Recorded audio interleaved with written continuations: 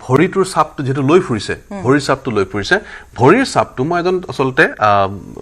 forensic এক্সপাৰ্টৰ লগত কথা পাতিছিলো সেই সম্পৰ্কে ভৰিটোৰ চাপ লৈ তেওঁটো আচৰিত হৈছিল কৈছে যে এই ভৰিৰ চাপটো ইয়াক মানে ফৰেনসিকৰ ল্যাঙ্গুৱেজত কোৱা হয় ৱাশাৰ ওমেন সাইন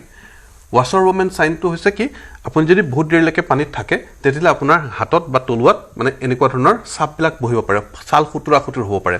কিন্তু তেওঁ সেই ভৰিৰ চাপ যেটো ছাল খুতুৰা খুতুৰ পৰা প্যাটাৰ্ন থাকে দেই এই প্যাটাৰ্নটো চাই পেলাই কৈছে যে আপুনি 30 মিনিটছৰ পৰা 1 আৱাৰ যদি থাকে তেতিয়া বুঢ়া আঙুলি বা কিয়া আঙুলিত বা অকমান হলো তলুৱাত প্যাটাৰ্নটা বহিব কিন্তু এই প্যাটাৰ্ন যেটো ৰেখাৰ প্যাটাৰ্ন যেটো আছে সেই প্যাটাৰ্নটো চাই তেওঁ কৈছিল যে এইটো আসলে বডিটো মিনিমাম 4 hours to 6 hours লৈকে ডুবি থাকিব লাগিব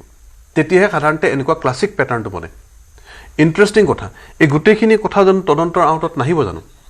গতিকে এইখিনি কথা হয়তো আগতে কোৱা হোৱা নাই এই ৱাশাৰ ওমেন সাইন যেটো তেওঁৰ ভৰিত দেখা পোৱা গৈছে সেই ভৰিৰ যেটো প্যাটাৰ্ন আমি এটা কথা ক'বলৈ